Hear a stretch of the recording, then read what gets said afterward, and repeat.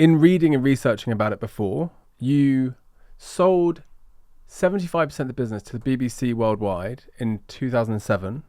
Can you tell us about that experience going from an entrepreneurial business, with your wife, and you had built the business? And who approached who? Actually, the BBC approached us, but we were looking for somebody.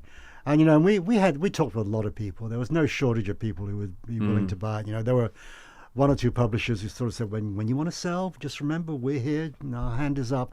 And it was basically, we'd been, by 2007, been in it for a long time. We'd loved it the whole time. It was a wonderful business to run. And one of the things I really like about it is I regularly bump into people and they said, "Do you remember I used to work for you?" I said, "No, I don't remember you actually."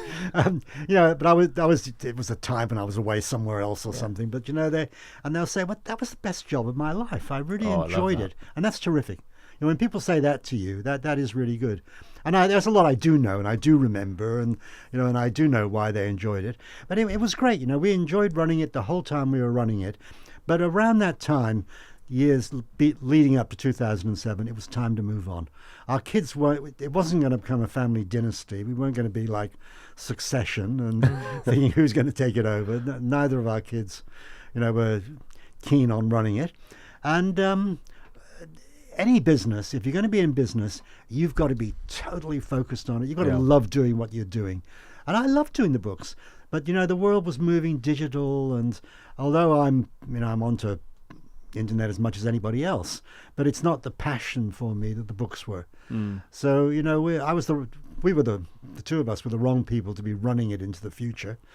And why not go now? So we decided to sell, and we sort of waved the flag around, and various people turned up, and the one that we said yes to in the end was the BBC. Does it feel like the right decision?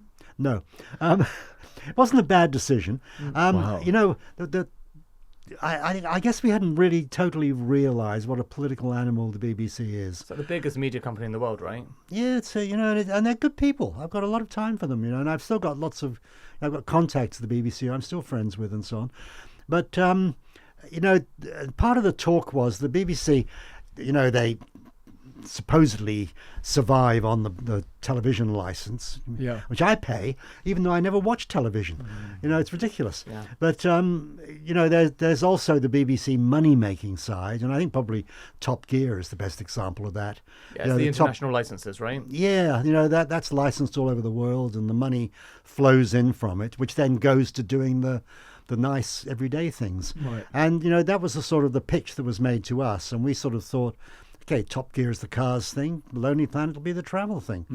And the sad thing about it, we actually did have a television production company within Lonely Planet at that time. We'd done a bunch of travel programs, and we thought, well, the BBC's going to get behind that, and really, that's going to grow like crazy. And instead, what they say, if we get behind this, people will be saying we're taking the name and commercializing it, and instead of putting their foot down on the accelerator, they put a foot on the brake. Wow. And so it didn't go wrong, but it didn't go really right either.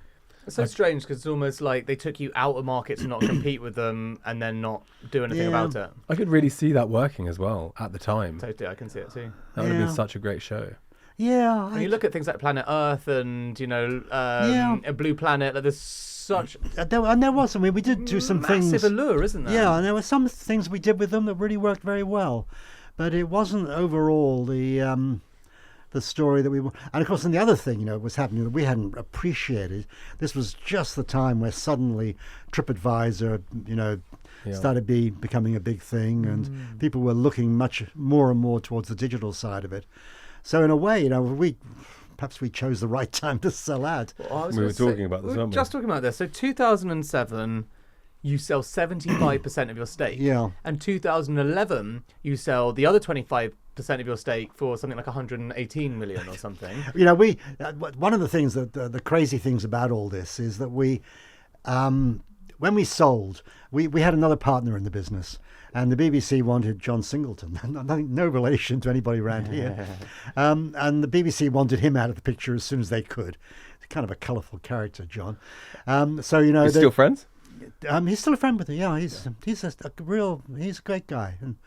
but a colourful great guy. I love that. He is what's the word they use in Australia? An identity. Anyway, so the initial money, a chunk of that went to John rather than to Maureen and I, to get John out of the picture. And then one of the things we'd, as it turned out, very wisely done, we'd sold it to the BBC in Australian dollars. And at that point, it was the top of the market when we sold, and also the Australian dollar went and the pound went. So it cost the BBC a hell of a lot more money, in Australian dollars when they bought the rest of it. And it wasn't that that they hadn't done something stupid or that we'd done something clever. It was just that the exchange rates had altered dramatically. But timing wise, you sell 75% of the company in 2007. And the remaining stake you sell for considerably more in 2011. And just to point this out, there's arguably the two greatest times in history for a company like Lonely Planet to get out of the business. 2007, the iPhone comes out. 2011, social media starts to take hold. Those are two potential killers for a book-based business. What is your prediction for what we should do next? Where do we put our money? We tell you more about our businesses and you tell us when to sell.